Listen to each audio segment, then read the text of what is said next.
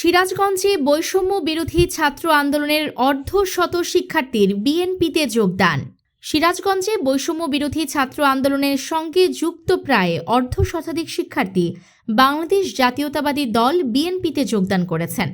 শহরের একটি বাসভবনে আনুষ্ঠানিকভাবে তারা দলে যোগ দেন। বিস্তারিত থাকছে সিরাজগঞ্জ প্রতিনিধি ওয়াসিম শেখের পাঠানো তথ্যচিত্রে। সিরাজগঞ্জ শহরের একটি বাসভবনে বৃহস্পতিবার বেলা 11:30টায় অনুষ্ঠিত হয় বিএনপিতে যোগদান অনুষ্ঠান। বৈষম্য বিরোধী ছাত্র আন্দোলনের সঙ্গে যুক্ত প্রায় অর্ধশতাধিক শিক্ষার্থী বিএনপির স্থায়ী কমিটির সদস্য ও সিরাজগঞ্জ 2 আসনের মনোনীত প্রার্থী ইকবাল হাসান মাহমুদ টুকুর হাত ধরে দলে যোগ দেন। এ সময় নবাগত শিক্ষার্থীদের ফুল দিয়ে বরণ করে নেওয়া হয়। আজকে বিএনপির ছাত্র দলের পতাকা তলে যোগদান করার জন্য এখানে এসেছে। তা আমি তোমাদেরকে ওয়েলকাম করি, কেননা বাংলাদেশে জাতীয়তাবাদী দল যত সংস্কার হচ্ছে, জিয়াউর রহমান থেকে শুরু করে বেগম খালেদা শুরু করে তাদের হাতে হয়েছে। তো আমি আমার পক্ষ থেকে, আমার দলের পক্ষ থেকে তোমাদেরকে ওয়েলকাম করি।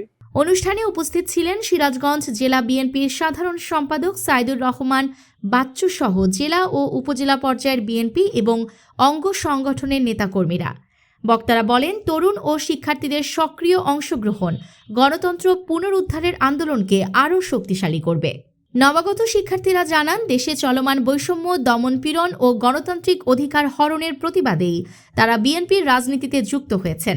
স্কুল জীবন থেকে জাতীয়তাবাদী ছাত্র দলের পলিটিক্সে আছি, কিন্তু এতদিন নির্দলীয় থাকার সবচেয়ে বড় যে কারণটি, সেটি হচ্ছে কোনো গুপ্ত সংগঠনের বা গুপ্ত বাহিনীরা যেন ছিনতাই করে নিতে না পারে। তারপরে আমরা আনুষ্ঠানিকভাবে সেখান থেকে বেরিয়ে এসে আমরা আনুষ্ঠানিকভাবে আবারও জাতীয়তাবাদী ছাত্র দলে অতীতে নেই আবারও ফিরে এলাম। ছোটবেলা থেকে আমার যেহেতু বাবা দাদা বিএনপির আদর্শে আসলে বড় হওয়া, গত 17 বছর তো আমরা স্বৈরাচারী শাসনের মধ্যে দিয়ে গিয়েছি। আমরা বাংলাদেশটাকে চিনতে পারিনি।